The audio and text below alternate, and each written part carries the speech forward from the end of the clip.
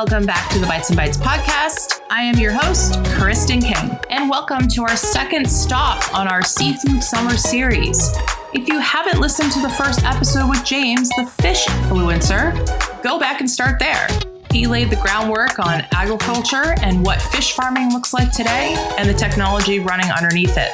This episode builds right on top of that. Here's the thing about seafood. People don't know how to buy it, cook it, or trust what's on the label. And that confusion costs the industry and consumers more than most people realize. Today, I'm sitting down with Emily Sousa, a fishery scientist turned seafood educator who has spent her career closing that gap. By the end of this conversation, you won't look at the seafood counter the same way again, and hopefully you'll feel inspired to go home and cook that fish you constantly keep burning. Grab your coffee or your drink of choice, or maybe even some tinned fish on toast, and let's get into it. Bites and Bites podcast tradition. We're going to do favorite food and favorite food memory. They do not need to be the same thing. If you don't have a favorite food, I'll also take food fixation of the moment. Go for it. Okay. Favorite food is hard because I feel like I love so many different things. But if I had to pick, I think I'm going coconut curry mussels, which is like not the right season right now. I love coconut curry mussels in like cold winter months. So probably not going to eat a lot of it in the summer, but it's just so cozy and comforting. And with like fries or like perfectly crusty bread, chef's kiss. I'm now officially starving. That just sung. You were singing to me. I was like, that is amazing. You can't see my face, but I was like, what? That's great. And your favorite food memory? Favorite food memory. The one that comes to top of mind is like a recurring memory, if I can pull from that. And I guess it's kind of a 2-for-1. But every time I think of like food memories, I always think of Boxing Day morning. So the day after Christmas, I'm always woken up by my mom frying fish in the kitchen. It is our like Christmas tradition. The day after Christmas, December 26th, we get together with her extended family. And she's always up way earlier than anybody else frying fish fillets in the kitchen. And I like wake up to like the sounds of the fish frying and the smell of it throughout the house. And it's just like my, core memory of like the holiday season. And then kind of going off of that as well as that's how our Boxing Day starts. And then our Boxing Day ends with a giant tub of buttery, garlicky shrimp. Like long after lunch was finished, dessert has been served. It's like a second meal, the like midnight seafood feast that somebody like pulls out of somewhere and everybody like reconvenes at the table. And there's like cheap beer because you have to have it with beer. Like the good wine goes away and everyone just like rolls up their sleeves and gets elbow deep into this like shrimp that's bathed in garlic and butter. And it's so fun to think like all of the cousins and aunts and uncles like regathering around the table for like one last like hurrah on Christmas. So that's like when I think food memories, especially seafood, I think like the beginning to end of Boxing Day that all like circles around seafood. That sounds actually really delicious and also really quite fun because if everybody's, shelling shrimp and doing that, totally. Like there's things going on. This brings back a lot of memories for me too. You just slammed me into nostalgia land for sure. So thank you for that. All sounds delicious. This is amazing. This is a great start to the show already. If anybody couldn't tell, we're going to be talking about seafood by the time we get there.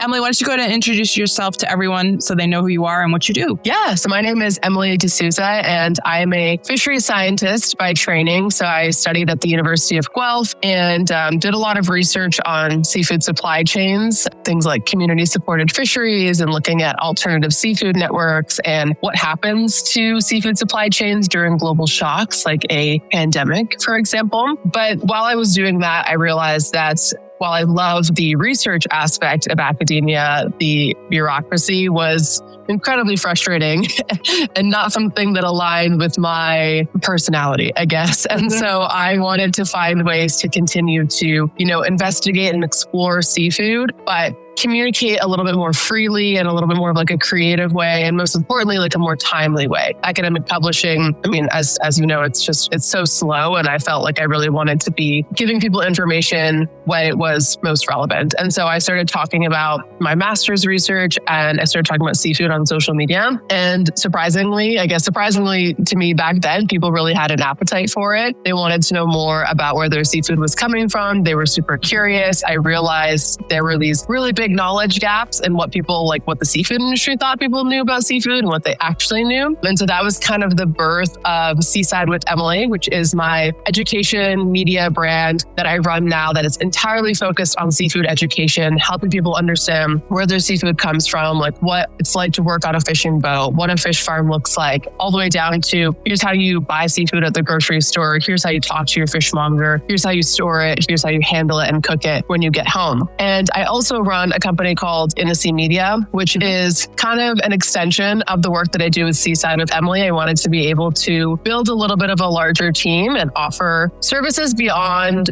just me as an influencer and as an ambassador to the industry. And so Intimacy Media is a consulting agency that acts as a strategic partner to mostly companies in the seafood industry or seafood adjacent in the food and bev space, really trying to help them market seafood better, tell their story better, connect with different consumers and access new markets. So it's been quite the journey from just a little kid growing up eating seafood to now running these multiple media brands, trying to improve seafood literacy around the world. I think this is great because I always forget the privilege of the fact that I grew up on a coastal line, right? I grew up on the East Coast.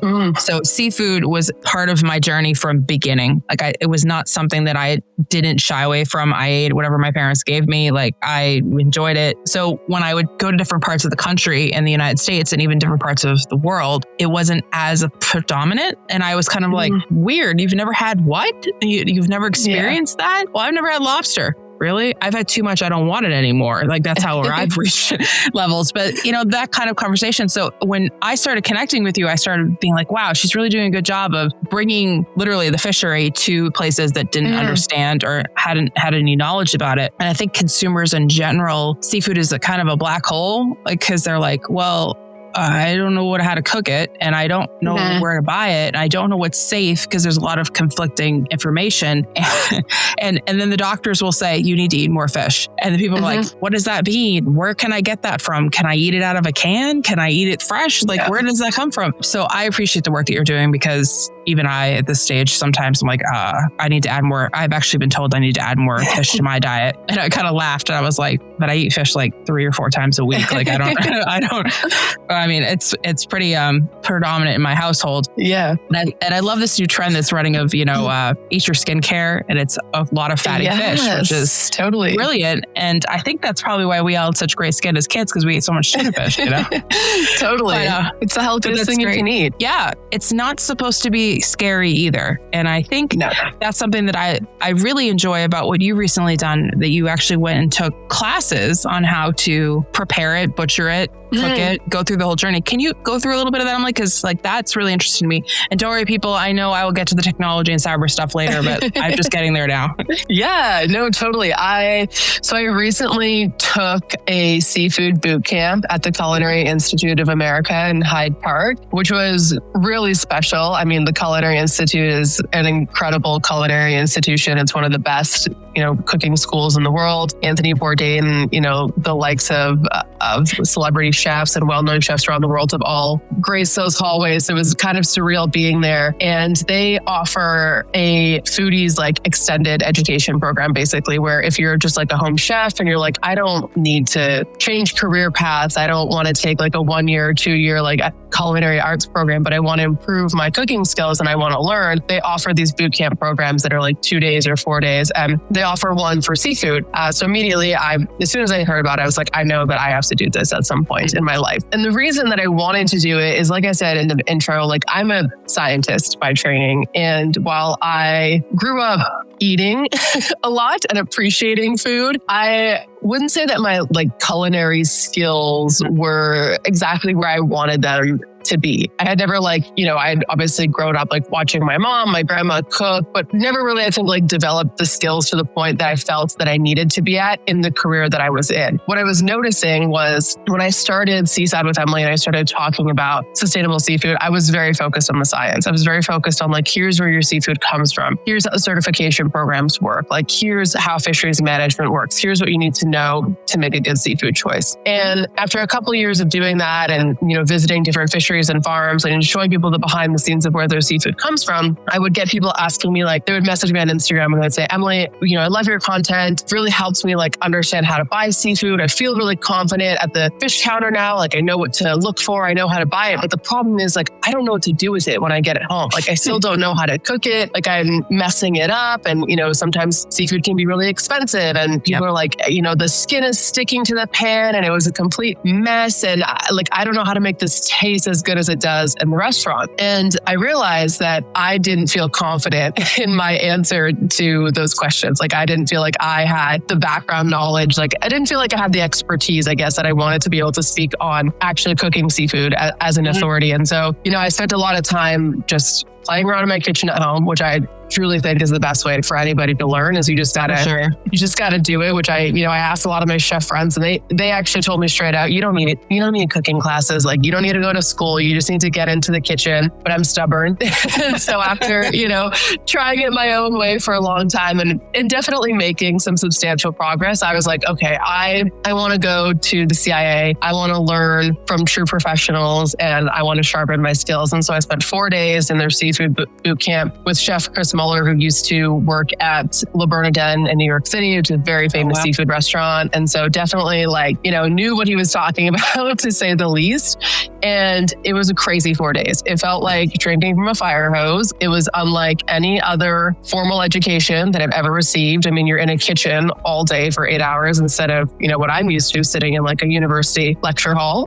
It was very different, but I loved it. I loved the hands-on learning. I loved actually getting to put things into practice very quickly. And I definitely left feeling like, okay, I can say that I'm like a cook now. Like I know what I'm doing. I feel confident that I can answer people's questions. I can actually tell them why the skin is sticking to the pan, what they need to do differently. And I can show them through my videos as well, so that I can cover that whole supply chain of all right, here is, the fish farm, and here's what this looks like. And here's how you take that fish and make it taste as good as it does in the restaurant. What was your biggest, aha moment while you were there? You're like, oh, I should have known this, or oh, that's how easy it is, or whoa, what was the biggest one? Because to me, that would have been worth all of the money to go. Yeah, I think I keep mentioning the fish sticking or the skin sticking to the pan because I also struggle with this so much. And my husband could attest to this. There's been a lot of screaming and crying over pans that are way too expensive, and it's always the pan's fault and never my fault. But because I love that crispy fish skin, and I have never been able to achieve it at home. And one day that was what one of our chef demos was focused on. And it's so simple and truly just comes down to patience, not scraping it off. If it's sticking, it means you just got to chill. You just got to wait. The fish, it will release when it's ready. And so I felt a little bit silly realizing that this whole time all I had to do was just have a little bit of patience instead of just trying to scrape my beautiful pans to death. And that was the aha moment where I was like, oh, it really is that easy. And I think and I know we're going to talk about misconceptions about seafood, but I think one of the big ones is that seafood is so hard to cook. And if I learned anything from the 4 days at the CIA boot camp, it's that it's actually super simple and straightforward to cook and handle seafood. I would almost argue easier than, trying to cook a steak or something like that. No, I just mastered the crispy skin for fish in the pan this past year. And I'll tell you, I completely understand the frustration. It wasn't until I was like, oh, you got to let the pan heat up and you have to wait. Exactly. And then you add your whatever you're going to put in with it, your oil or butter or whatever you're using. Then you put the fish down. You got to hold it for a second. And then you just let it go for whatever you need, whatever you choose to keep your temperature at. It's actually not that hard. And the fact that it was why was I stressed about this for so long? This is stupid. This is really easy. Yeah. I'm not professional by any stretch, but I just made salmon last night. So I was like, I got this. And it's also about the pan. You have to be able to use the right pan. Not all pans are going to work. Oh, Emily, you're singing to my heart. I totally feel that. I really do. So now I feel good that I know how to do this. Maybe I'm in the upper 10% of cooking fish. All right, cool. So. This is great. I think a lot of people get really stuck on what if I wanted to just buy a whole scallop? I don't know why you'd buy it in the shell. I mean, you don't need to, but if you want to, go for you. Good for you. But I also really appreciate there's a lot of newer influencers that have come onto the market, cooking and otherwise, that are trying to show people how to do this in a way that makes sense without being too cumbersome. And I really appreciate that you're doing that, because some of the stuff you see online, you're like, what is this? Like the whole trend of heating up your tinned fish in the tin with a with paper towel. How unsanitary and food safety issue are you? So sorry. Like, I wish it worked and I wish it wasn't nasty, but like also, do you know what paper towels are made of? I don't know. I can't get behind that trend. I mean, it's already smoked usually in tinned fish, or I don't know. I have so many questions. And I think that's what I enjoy about social media, because I watch it. I'm like, I have so many questions after this. What is happening? But then again, I'm just curious. So I like constantly asking questions. Let's take a quick break. And while we're here, a small favor. If this conversation has been useful, hit that like button, drop a comment, or share it with somebody who needs to hear it. It really does help the right people find the show, and I really appreciate it. Thank you. Now on to some housekeeping. My book, Securing What Feeds Us, Cybersecurity in Food and Agriculture, is available for pre-order right now and publishes September 29th through Widely. If you've been listening to the show for any length of time, you already know this book is everything I've been building towards. You can find the pre-order link at securingwhatfeedsus.com, the book's website. There's information about the book there as well, of course, ways to find me, reading and watching recommendations if you want to go further into the global food supply. And I'm excited to announce I just added something new, an interactive atlas mapping every public cyber incident in food and agriculture worldwide from 2020 to today. Let me know what you think. And I found the visuals really helpful in seeing those attack clusters and how the patterns shift over time. All of that lives at securingwhatfeedsus.com. On the event side, there's a full list of author events and speaking engagements on the website too that I'm doing over the next few months. But I wanted to point you towards one in particular, the 2026 Thought Leader Product Safety Innovation Summit, hosted by Control Point Holdings, is Friday, August 14th. It's virtual and it's free. Dr. Darren Detweiler is opening as the keynote, and I am the closing keynote. If you work anywhere near agriculture, food, pharmaceuticals, this one is built for you, and the seats are limited, so make sure you grab one. Alrighty, back to the conversation. What do you think are the biggest misconceptions of seafood right now, other than like it's difficult to cook? I don't know what I'm doing when I'm standing in front of a fishmonger's counter. Like I'm scared. Or I think a lot of people think fish is supposed to taste one way when it does taste another way, depending on how you prepare it. And I think a lot of people are like, I hate the way it smells when it cooks. I'm sorry. Like that's what I always say back. I'm sorry. I don't like the smell of cat food, but I still give it to my cats every day. Like I don't know what to tell you. Some things we can fix and we can address, but some things are just the way that God intended them to be, and that's what it is. But to answer your question, I think I was actually just thinking about this yesterday because I'm working on a presentation about exactly that kind of misconceptions and how to address them. And I think when it comes to seafood, I think broadly there's kind of like two buckets that I could put all the misconceptions in. And one are the kind of like ethical, moral, environmental sustainability misconceptions.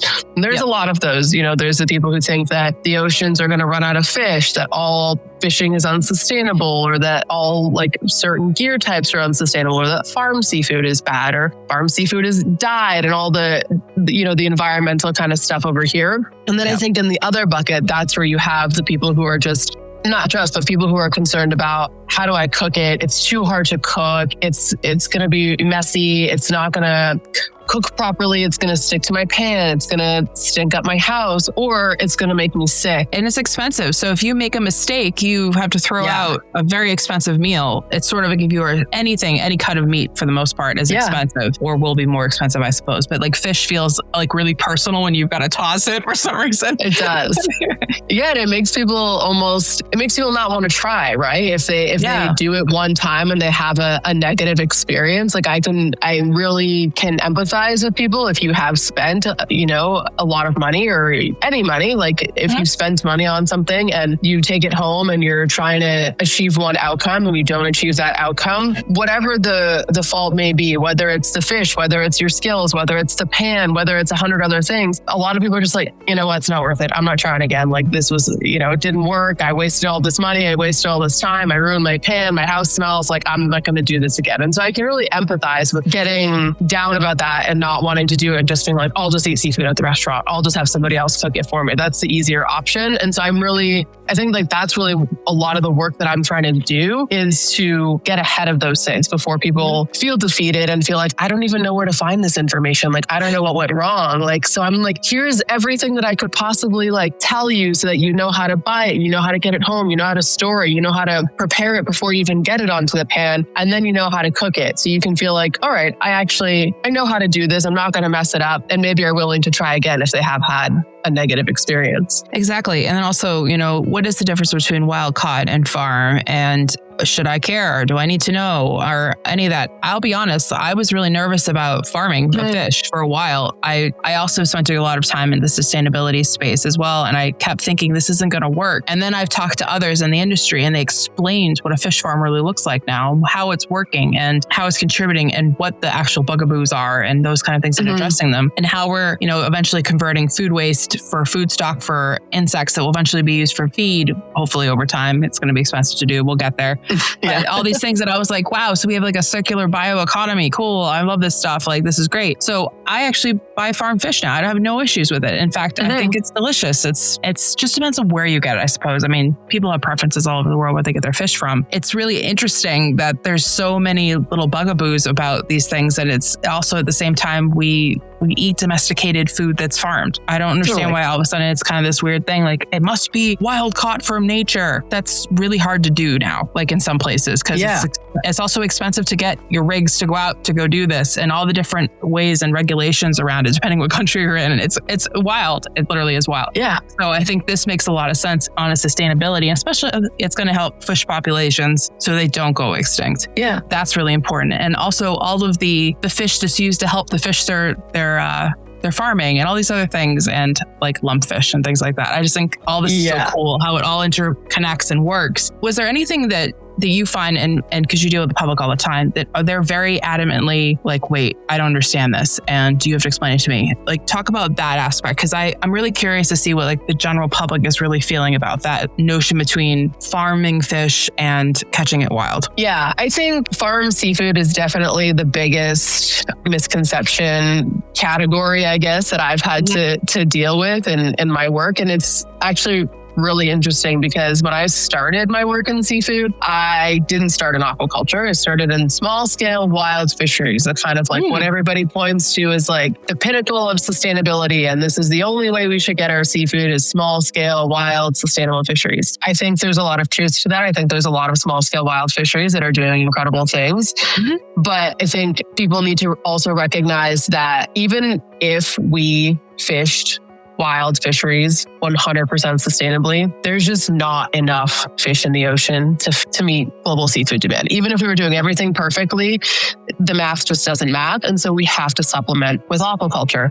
And, I was the same as you. I was a little bit apprehensive about aquaculture in the beginning. And I think that's a product of like all the negative press and PR that's surrounded aquaculture. And, also, to be fair, I think when aquaculture started, there were a lot of things that were happening that weren't kosher, that weren't as regulated as they are right now, as are, I think, in, a lot of new technologies. You have to, unfortunately, sometimes learn through trial and error and learn through making mistakes. And the way that aquaculture is now is wildly different from how it was 30 years ago. Yep, and I think that is really like the battle right now, is trying to convince people of that, which is really hard because once people learn something and they have an opinion and they have a perception, a lot of the times they really get stuck in that belief and that perception. And so really trying to show people that, how aquaculture was 30 years ago is not how it was today. I really dipped my toes in. I didn't dip my toes in, rather, because I went straight for open net pen salmon farming, which is, kind of one of the big ones that everyone is talking about in a negative light. I think when you talk about aquaculture, it's really easy for people to get behind oyster farms and kelp farms and mussel farms. And people love to talk about these really great regenerative aquaculture systems that are fantastic. But as we were just talking about, not everybody wants to eat mussels all the time. Or kelp is a really hard thing to put on the center of the plate. And so, finfish aquaculture is super important. And salmon is the largest aquaculture product that we have. And so I felt it, it was kind of almost like a responsibility to really learn more about it. It's not going anywhere. I got to figure out who are the players, who's doing things right, what do I have to look for? And so I jumped right in and I went out to fish farms and I was like, I can't talk about this until I see it for myself because I really have to know and I have to be sure. And I just remember the first fish farm that I ever went to being completely like, I feel like I was very quiet and the people who were touring me around were like, is everything okay? Like you're really quiet. And I was almost like stunned into silence because I had so many ideas of what it was going to look like, again, based on so much of the negative PR that I had consumed. And when I got there, I just remember being like, the water is so clear. Like the fish look so healthy. The technology is unlike anything I'd ever seen on any fishing boat before. The like checks and balances that are in place with like vets there all the time, cameras, like people watching 24/7. I had to explain, like, it was so vastly different than anything that I expected. And I refer back to that a lot in the work that I do because I think, I was fortunate enough to have that experience. And now imagine all the people who have the same perceptions that I did who may never get the opportunity to have that experience walking in a fish farm. Like, how do I try to like replicate that experience for them so they can see with their own eyes or as closely as I can get them, like, here's what's really going on. So you at least have all of the information. Like, I'm never trying to change anybody's mind. I'm not here to say like, no, we all need to support aquaculture or we all need to support, whatever it is. I just think that there's a lot of misinformation as we've been talking about. And I'm trying to like at least balance it out with the correct stuff so people can say, at least make an informed decision, I guess is what I'm trying to say. It's so frustrating too, because I've had so many people tell me that there's no technology that's really used in farming, full stop, which I kind of like, wait, what? Yeah. And yeah, don't get me wrong. I'm really grateful for some like TV shows that are trying to show that more often and more regularly. I'm grateful that people are talking about it. Precision agriculture is the sustainability model and all these other things, right? It's great. But nobody talks about fisheries or aquaculture or anything. And I'm like, there's so much tech. It's like NASA level. It's like insane actually, because the crop is so volatile and it takes years to grow, just like any other creature that we ingest or work with. And it's such a sensitive industry as well, in the sense that anything can throw anything off like immediately. It is very interesting. And the fact that they're actually putting them out into deep water and we're using the ocean, it's not like it's just put into a tank at the aquarium. It's not like that. Yeah. Don't get me wrong, there is some land-based, starting situations or whatever's happening in their particular breeding situation. But these pens are in the ocean, like out. You've got to go out there, and it's not necessarily friendly environments either. So if you're going to do this for a living, like, respect, like it's can be quite crazy to think about. And also it's tied to the economies of nations. Like Norway is like the number one for salmon, and New Zealand and Australia are running like right behind. And it's crazy to me that we have no idea this massive conglomerate thing that's happening. And the only reason we probably don't know is because nothing bad has happened around it, right? There's nothing to really, until something happens, people don't pay attention to it because our modern food system is our modern food system because we don't need to know about it. So I appreciate the fact that you literally started from the bottom. It's interesting because that's how I started too. Like I had to get onto the floors of the production centers. I had to understand what was going on. I don't really like watching certain things be processed. Some of it's really kind of just, but I needed to understand how it worked in order to be able to talk about it better. And more importantly, to the people who are working in those industries, because they need the support too. Because if you can't speak their speak, you can't talk to anybody else about it, really. So I completely agree. That's fascinating. Was there anything that when you were learning about this that you were like, whoa, I was so wrong? Like this one particular thing I was specifically very wrong about. I can tell you mine if you want. I think I totally believed the hype about the color of the fish. I really did. I feel really dumb now. I'm like, I'm so dumb. That's the one that got me. It is not an issue. It was never There's some marketing ploy to keep people off certain things. And it just very, very silly disinformation, misinformation I bought into. So on air in front of the whole world, I messed that one up. But now I don't care because I do eat farm fish. But there we go. I mean, honestly, it's the color of farm salmon. Like it's a huge misconception. And I still hear it repeated, even by people who are in like the culinary space, like people who are, buying seafood for restaurants or wherever else. Like they talk about looking to the color of farm salmon as like some kind of indicator, or the color of salmon rather, as some sort of indication of quality. When the two are like not correlated by any means of the imagination. Like we're talking about different species of salmon, like, Atlantic salmon, which is the farm species. There's no wild Atlantic salmon available commercially, so it's all farmed.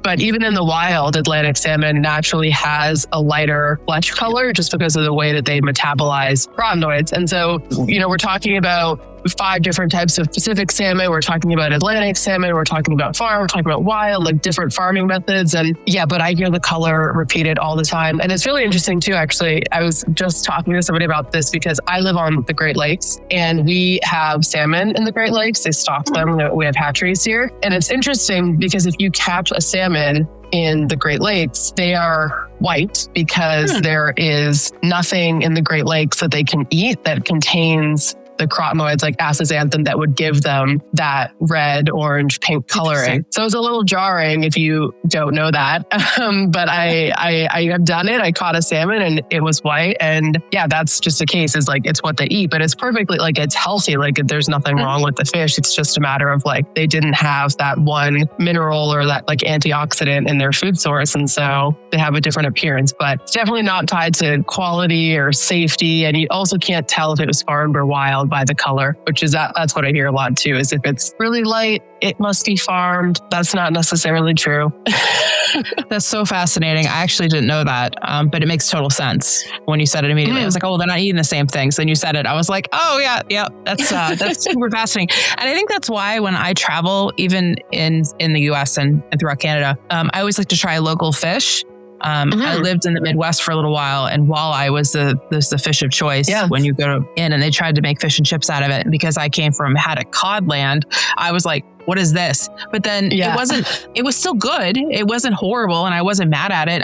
It wasn't what I was used to. So I have to remind my brain that it's not the same. Don't consider it the same. Don't judge it on the same level. It's sort of like judging wine from France versus England. Totally. It's totally different things. You can't necessarily judge it. And sure, I mean, we have some rival of champagne happening in England, but like, you still can't judge the same. It's not the same. And it's also, Absolutely. It tells a story of like where the fish was from and what kind of environment it grew up in. What's the ecosystem like? What's the weather like? All these factors play into every other crop or animal rearing that we have in the world. So I think people just have trouble with, oh, it's a fish, so it's still an animal, still a thing. Yeah. And it's so interesting to me. That's actually what gets me excited about the work that I do, because I'm bringing this information into, okay, we have technology and it needs to be secure and all these things, but here's the story of why. This is why we need to care about it. Because food is intimate. It's always going to be intimate. And having it be violated by a cyber incident is, I think, one of the lowest of violations you could possibly do to food. Like, it's just so viscerally impacting on just a betrayal of any sense. I think a lot of people think that it's not going to happen or hasn't happened because why would anybody mess with food? I can tell you 15 reasons why people won't mess with food, but and that's not even just on a cyber level. That's just on a whole other level. And one of the ones I did want to bring up, because I did see an article I think you posted, was about fraud, because we've got a fraud problem in seafood like nobody's business and nobody really knows about it. So I love for you to talk a little bit about it, because this actually crosses into what I deal with the cybersecurity and cyber physical stuff, because this is part of the journey of bad people doing bad things and why. Hi, we're Ands and Sage. And if you're in food production, agriculture, and even running a zoo or an aquarium, we need to talk. Because let's be honest, your operation relies on a lot more technology than most people realize. Rain dryers, hatchery controls, life support systems for animal habitats, all connected, all critical, all often overlooked when it comes to cybersecurity. That's where we come in. At Ands and Sage, We help industries that grow, feed, and inspire the world manage cybersecurity and operational risks. Without the fear tactics, the fluff, or the 200-page audit you'll never read. Whether you're producing milk, processing seafood, or running life support systems, we focus on what matters, keeping your operations safe, your people protected, and your business running, even when things go sideways. And hey, we know not everyone on your team speaks cyber. And because not everyone on your team speaks cyber, we've created a free resource library at andsandsage.com. Inside, you'll find sector-specific infographics built for teams in agriculture, seafood, zoos, and aquariums. They're clear, practical, a little witty, and designed to help frontline teams understand the risks without needing a translator. No logins, no email required, no catch, just usable tools that make cybersecurity stick. If you're responsible for keeping food moving, animals safe, and systems online, Ands and Sage is your partner in real-world resilience. Visit andsandsage.com to download your free infographics, book a consult, or just learn more about how we're helping critical infrastructures secure what matters most. Ands and Sage, helping the industries that grow, feed, and inspire the world manage cybersecurity and operational risks. Yeah. Seafood fraud is another topic that I get asked about quite often. And I actually did quite a few years ago now, I think it was 2021, kind of tail end of COVID, I believe, where I worked with researchers at the University of Guelph to do a really big project talking about seafood fraud. And we actually did some DNA authentication with samples to talk about why seafood fraud happens, to investigate how often it's happening, and to kind of bring it to consumers' attention, but also to really, put the pressure on the seafood industry to be like, hey, this is not cool.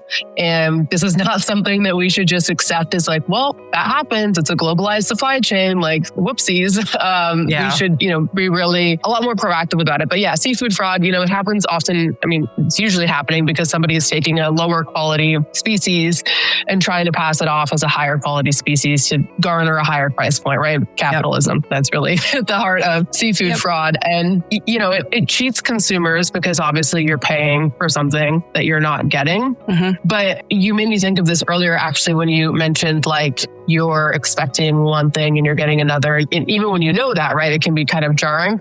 So imagine if you don't know that, like if you're buying a fish, which truly most consumers are not buying a whole fish, which is really the only way you can be 100% certain that you're getting what you think you're getting, is if it's got the head and the tail and, the fins on. Because as soon as you butcher that fish, it's just a piece of flesh. And the most talented, experienced fishmonger in the world, you can't tell a piece of white flesh from another piece of white flesh. There's no way to do that. And so, consumers are being cheated because they're paying more for something that is not worth that in value. But also, like, it goes back to what we were talking about in the beginning, where they have a really negative experience and they're trying to cook something that maybe they think is a cod, and they're cooking it like they would a cod, but it's not cooking like a cod. And then it doesn't taste like a cod. And they're like, well, wait a second, like this doesn't make any sense. And now they've had a bad experience. And now they're just like, forget it. I'm never doing this again. And so it's a violation of consumer trust. And seafood, I think, already doesn't have a high level of trust with consumers. I think in general, like, consumers are a lot more skeptical about like food in general and where it's coming from. And people are reading labels more. But seafood, I think, has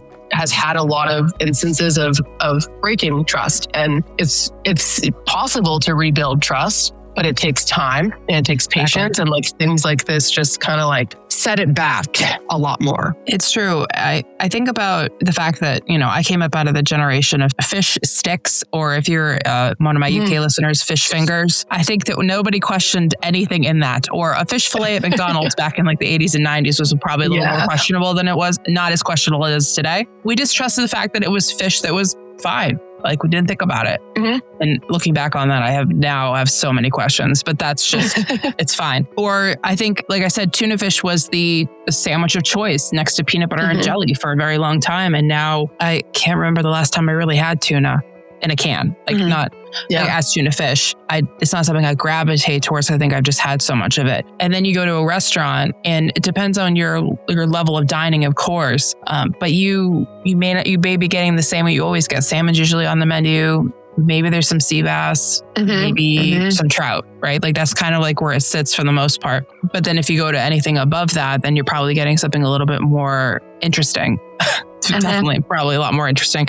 And I think I feel really privileged that I've had the opportunity to have really amazing meals over my lifetime and will continue to have amazing meals. Or I've got to try different seafood so I know what it tastes like and how the texture is supposed to feel. Yeah. I've been to Japan. I know what that's like. You know, I understand what different textures of raw fish is supposed to be versus cooked. Like it's just something that I've stuck in my mind. And since I am in the food industry, I pay attention to this kind of thing. But I don't think the average consumer is going to do that. You know, they're just going to be like, I don't know what to do with this. Or should I buy it frozen? Is it okay if I buy it frozen? Yes, you can buy frozen fish. It's fine. Like, I eat frozen fish too. It's totally fine. Or what is a good starter fish and things like that. And I walked into seafood out, like I said, as a child early, but as an adult coming up through, I had a lot of trouble with like the fishiness of fish sometimes. Yeah. It got me quickly. You know, like anchovies, I'm not a huge fan of them, but I respect them. Like it's different. It depends on how it's served to me. My husband, for example, can eat a can of anchovies. He likes it on his pizza. That's horrible to me. Like that's just that's just a thing. But I'll have a Caesar salad made with anchovies. No problem. Like that's fine. It's just interesting. I think where I kind of got stuck in figuring this out was I had Arctic char for the first time when I was in my early 20s. And I realized, oh, this is the gateway to salmon. And then it kind of the gateway to things and moving forward. And then it kind of spread into other stuff. And I have a thing about trying, you know, if I'm offered, I'll try it within reason. Within total reason. But I've had so many different types of seafood now over my adult life that I obviously know what I love and what I don't care for. I just wish people were a little more adventurous because it's not as scary as people think it is. Most fish taste very similar to each other. It's not, there's different flavor profiles and it's what you do with it and how you have it that makes it amazing. Yeah, that's what I was just going to say. It's so much about like how you prepare it and, you know, like if a braised fish is going to taste totally different than like a pan fried fish. But, you know, oftentimes like people I think the best way to eat seafood, in my opinion anyway, is like pretty simply like salt, pepper, lemon, maybe some garlic, butter. Like you don't need to go crazy with like buying like a fish seasoning or whatever, like at the grocery store. Like it's great when it's simple. But also you just reminded me of something when you were talking about like how you don't like the fishiness of fish and how like, you know, I guess we're trained to maybe like question why something tastes a certain way, whereas the average consumer, whereas the average person's just like, I don't like this, I'm done. Like, and salmon, because we've been talking about salmon is a great example. Like farmed Atlantic salmon is generally a lot milder than a wild like sockeye salmon, for example. Both fantastic fish, but totally different flavor and texture profiles. Like a wild sockeye salmon is going to be way leaner. Like think about it, it's like an elite athlete swimming up river. You know, it's wild, so it's eating, you know, whatever it can find in the ocean. Whereas this farmed Atlantic salmon is living a life of leisure. Like it's a little bit fatter. It's being fed a specific diet. And so it tastes a lot milder than the wild fish. And it's going to have a way different texture because it's got more fat on it. And like I said, they're both great fish. But I like personally, like I gravitate to them for completely different things. Like if I'm cooking for a crowd of people and I know like maybe not everybody's a huge seafood eater, I'm probably going with the Atlantic salmon because it's a little bit more mild. But if it's just like me and I'm like, no, I want to, you know, I'm craving like a wild sockeye. Like I want to enjoy like an in-season salmon. Like I'm going to go for the wild sockeye. But for some people, that can be really off-putting. And it brings me back to the idea of fraud too, in that sense, where if you think you're buying a wild sockeye salmon and you're getting a farmed Atlantic salmon and you're just like, well, this tastes way different than the last time I had wild sockeye. Like, I don't know, maybe I don't like salmon. Why is this off? Or maybe the fish is bad or something like that. And there's not enough like education around why these things are different and why they would taste different. And so people are just like, I guess the seafood was bad or wasn't handled properly. So I'm not going to have it again. So frustrating. And we've talked about this prior to recording, and I'd love to get into a little bit now. I think one of the best ways for people to really try seafood, if they don't want to go fresh, because totally understand, it's very intimidating to cook all the things, right? It takes time, is tinned fish. And there's been a huge resurgence of tinned fish. I mean, you've even done some social media about your tinned fish cabinet, which has been upgraded from your basket. I happen to have a little shelf of tinned fish. I'm not as a connoisseur as I probably should be at this point. But let's talk about that a little bit, because I think it's a great gateway, because everybody's had tuna fish on or been around tuna fish at least. This is not the same thing. So let's get into that a little bit. Yeah, I love that tinned fish. I mean, it's been having the moment for quite a while now. I want to say it was like COVID kind of era times. And I don't know if the pandemic is partly what sparked the resurgence. People were going a little crazy with pantry stuff back then. They can get subscription boxes of tinned fish now. I think that's probably what really helped push it on the map. Exactly. Yeah. And I think like one, it's handy, you have food on hand all the time, like pantry staple. That's great. I think also like the convenience factor of it. This is something, the convenience and the portion size. And I go like blue in the face trying to explain this to the seafood industry, because I think a lot of people in the seafood industry still do not understand the importance of convenient, pre-portioned seafood. And that I think is like truly like at its bare minimum. There's a lot of other things, the culture, like the flavor, the packaging, the marketing, the branding, like tinned fish talk. There's so much. But I think if you boil it down, it is convenient. People don't have to cook it. They don't need any special pans. And it is perfectly portioned for one person or two people, however you want to do it. You open up a tin. It's good for you. It's got your protein. It's got your omegas. Like talk about eating your skincare. Everyone's talking about hitting their macros and everyone's talking about protein now. Like tinned fish is the perfect solution to so many of the goals or the problems that people are looking to address and achieve right now. But I think that the convenience factor of it, like it cannot be denied how easy, like I can't think of anything else that would be easier besides something like, for example, a protein bar, which is processed, maybe has more sugar, whereas tinned fish is just, it's as simple of a protein source you can get. I mean, it's so funny because it's a thing that's been around forever. In other countries, it's stapled items. I mean, when you were talking about your memories of food, I was thinking about my earliest memories of food was lufta fish being cooked on Christmas Eve, which is pickled herring, which smells like a sock that's been left out for too long and boiled. However, it will always, no matter where I am, when I go to Scandinavia, if I smell that, it makes me think of my grandfather. So like, it's the memory of that kind of thing that gets you. And tinned fish has been like, it's around forever. Like it's been everywhere. Totally. You can get it in any kind of variety you want. Yeah. What I think people get intimidated about is like, how am I supposed to eat it? Am I supposed to just eat it out of the can? Because people think sardines, you just eat them out of the can. I mean, if you want to, you rock out. I feed my cats sardines and water. Like, it's what you want to do. But I think that's where people got to get caught up. Like they're like, oh, well, I don't, you can put it on a salad. You can put it on bread. I mean, you can literally eat it out of the can if you want. You can make a whole thing out of it. It's whatever you want it to be. And I think that's where people get stuck, is because like this never ending infinite list of things you can do with it. And the funny thing is you pretty much can do that with fresh fish too. So that gets really like, kind of like, whoa, my mind's explode. What I find interesting is canneries for tinned fish is a total food production environment. It's automated in some places. Some places it's really hands-on. It just depends on like the recipes and where the fish is coming from. People think that fish isn't quality fish. Some of that fish is so high quality, it's ridiculous. And it's interesting because there's so many different, I could get into tinned fish for a long time because I just find it to be really fascinating.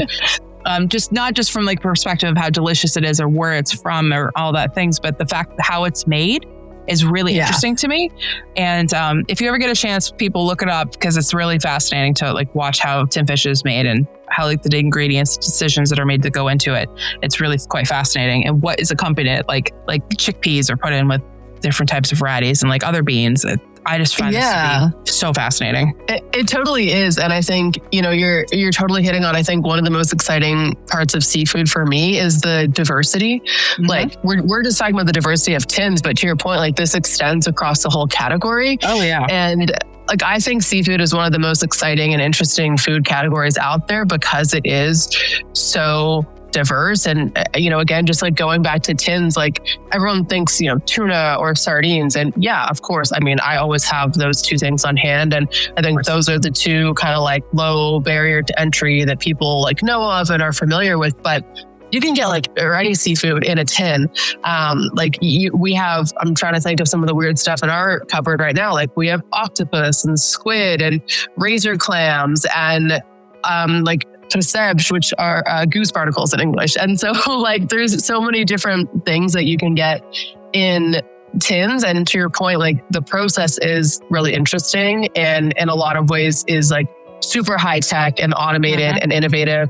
And on the other end of the spectrum can also be like small, like single tins by hand, very like artisanal.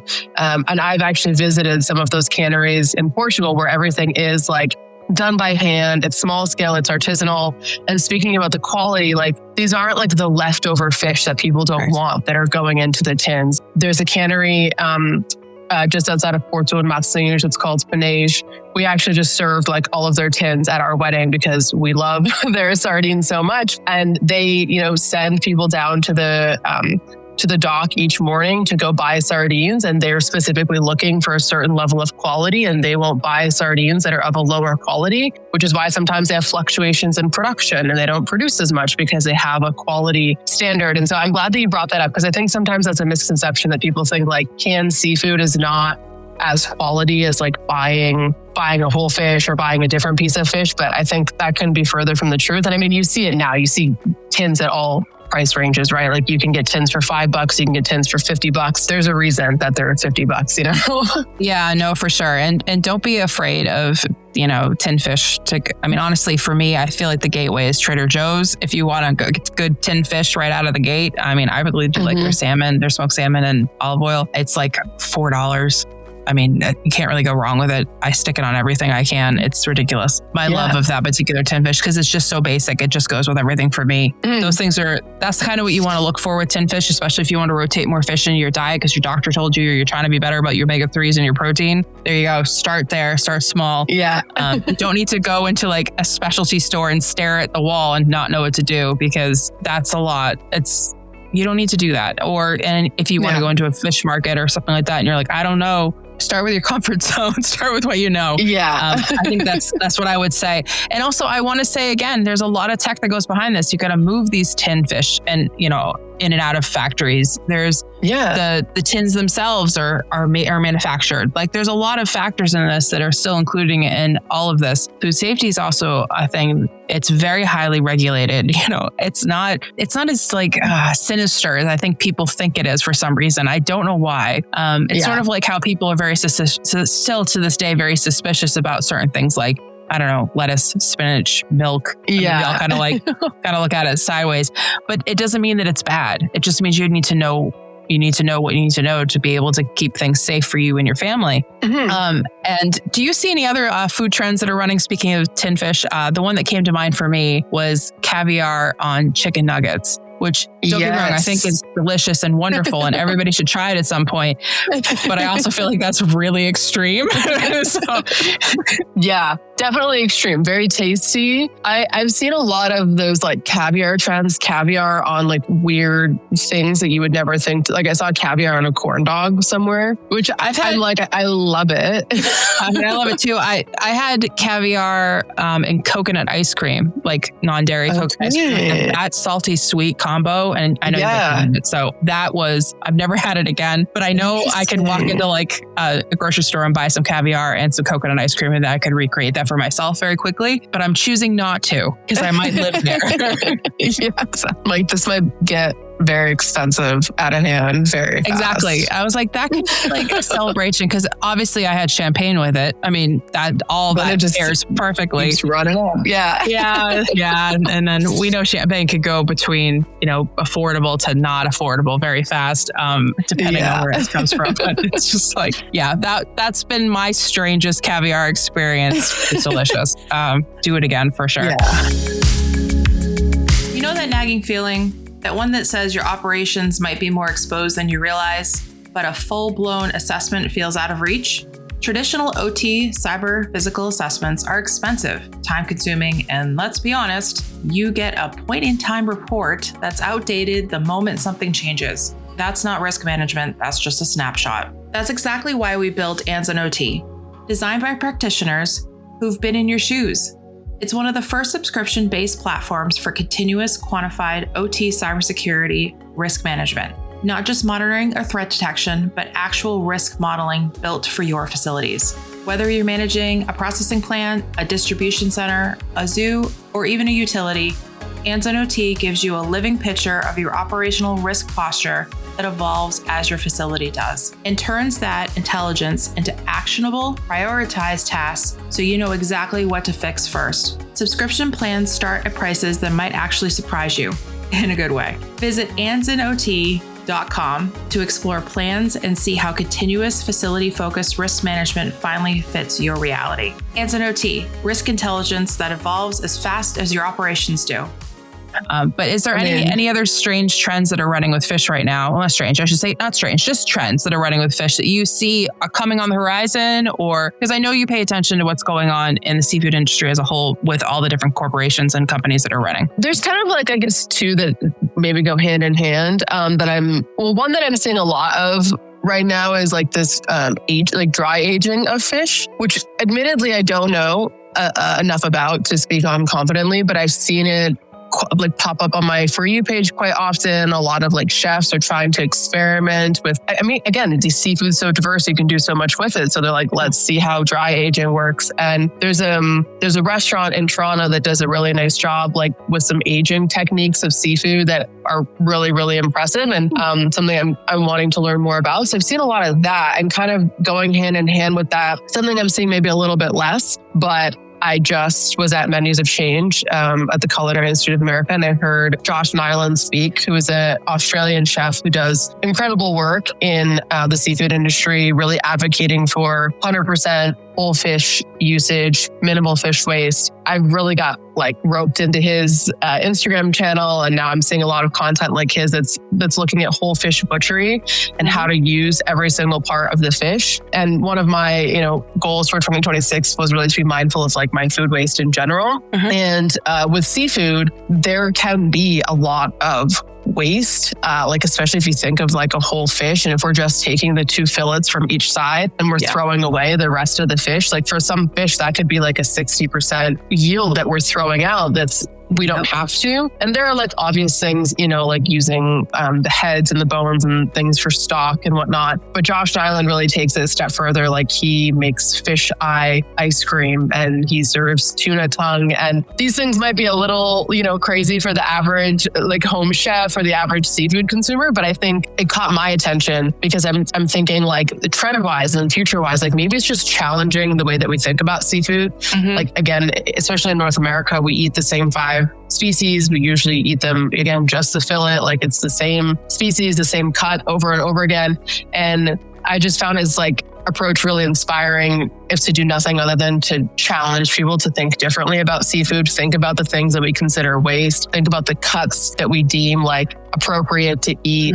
It just really like expanded my opinion of what can really be done with seafood. And so I'm hoping that it becomes a trend, and that this idea of like whole fish usage and just using like weird fish and weird cuts of fish and getting outside of those like big 5 and experimenting a little bit becomes more trendy. This is why I want people to travel more. I know that this is probably my bigger ask. I don't know, please travel, because you will experience seafood in a whole other level. I think the butchering a tuna is an extreme sport. So I don't necessarily recommend anybody doing that at home. They're huge fish. I think there's 2 points I thought of when you were talking was, number one, people don't even know what a tuna looks like. That's a problem to understand what a whole tuna looks like. We know what a cow looks like. Why don't we know what a tuna looks like? I think that would help people make the connection in their mind of what they're buying and what's happening. I guess I'm plugging you for like your media experience and moving forward with your curriculum. I would like that. And also too, I think when you were talking, I was thinking about that I had the cheek essentially of the tuna when I was Japan. And oh my God, that was amazing. Like I never would have thought is a tuna cheek. I actually even making sure I had the translation correct when I was sitting there, because I was like, wait a minute, that's a thing? We can eat that? Like I never thought about it. And it's a great cut. It's a great, great cut. And I do think that people need to understand, this is where I'm excited to have people like you on here, Emily, because I'm trying to get people to understand where their food comes from and not to be afraid of it, but also understand that in our modern world, we have so much tech running around it to help it along, whether that's to help raise it or grow it or harvest it or whatever. And it needs to be secure. And sure, that's always going to be the conversation for me. But the fact that we don't even know where our food comes from, how can we actually secure it if we don't understand it? So that's where I come in. These where I love these conversations because I learn something every time. I'm like, oh yeah, that's so cool. And I mean, we didn't even touch on like shellfish and things like that, really. In places around the world identify based on seafood, actually. Like Maryland's known for crabs, Maine's known for lobster, or New England, or whatever you want to call it. You know, other places in the world, like Singapore is known for their crabs. Like it's such a crazy place. I actually went to China and it was hairy crab season, and people were having hairy crab grams getting on the plane with them. Like I was like how you can get a lobster gram from like on the plane. I was like, huh? Like it took me a minute to like figure out what was happening. And I was like, is that a real crab like in the plane? Oh, I guess it is. That's cool. Crabs on planes. But it's just, it's so interesting to me how people can start sharing things like that, even on that level. Lobsters and crabs are intimidating. I'll give people that. If you don't know how to work it, it takes a minute for sure. A lot of work for your food. And it's so interesting how the culinary world is trying to help sustain the environment in so many different ways. And it's so, if you are a systems thinker, you start to see it in the sphere very quickly. Like, oh, we are really making a difference here, here, and here. Yeah. As we're trying to, recorrect or readjust. I just really appreciate the fact that your whole career is basically systems thinking. You started just chasing your curiosity and then ended up at culinary school. Yeah. Did you? I mean, you never probably would have thought you would have ended up there for a minute. Or no, this whole definitely not. Whole influencer thing. I'm sure it was also not on your bucket list at all. But no. This is great. Thank you so much for your time, Emily. This has been such a great conversation. And I'll leave all of her links below. Please follow her on Instagram and TikTok if you're into that, and all these other things, because her content is great. It's easy to understand. She shares great little recipes. Her husband makes wine. We didn't even get there, but he makes wine. So like that's even more amazing to think about too. Oh, that's what I want to ask you before we go. Last question, because I actually really want to know this. What is your perfect fish pairing with wine? Yeah, this is the one I want to know because I'm totally replicating this. It's going to happen. Yeah, and I was thinking about this. So here's the thing is like, I can never give a straight answer because like I said, I love to eat everything. But I think, so my family's from the Azores Islands off the coast of Portugal, and specifically Pico. And Pico is the wine island. And we make a lot of really high acid, high salinity white wines. And I think those types of white wines pair so perfectly with seafood, especially simple seafood, like I was talking about earlier, salt, pepper, butter, garlic, nothing too crazy. In the Azores, we also have lapis, and they're kind of like a mussel oyster. They grow on the volcanic rocks and you scrape them off. They're so good, just grilled with butter and garlic and then paired with one of those white wines like Enerinto. It's just so good. I just love a crunchy, crisp white wine with a simple piece of seafood. That's actually pretty on the nose for me. It would be mussels and a really good very crispy white wine. And I have a problem with Sauvignon Blanc because it has a banana forward because it's tropical fruit and I'm allergic to bananas. So usually I shy away from that variety. It's okay though, because if it's a crispy rosé, that's a dry rosé, I'll also do that too. That's okay. Yes to all of that. And it's good to see these new chefs that are coming up too that are just doing simple ingredients. I think I watched somebody the other day do ramp butter on a scallop and I was like, oh, that's really kind of basic and delicious. Totally. Anyways, thank you. And like I said, all of her handles will be available. If you have any questions, she does reach out and talk to people. So don't feel like you have to, be strange about it. I mean, don't be weird about it, but don't be strange about it. But yeah, anything before you go, Emily? No, I just want to say, thanks for having me. This is a great conversation. I'm sure you and I could have gone on for hours more because we just love to talk about this. And I know you're passionate about it. I'm passionate about it. And like you said, I'm always keen to chat with people. I get it. Seafood's complicated. It's intimidating. I'm here to help address that, make it less intimidating, make it simple. So please reach out and eat more seafood. It's the healthiest thing you can eat. So eat more seafood. It's awesome. Yes, totally agree. Thank you.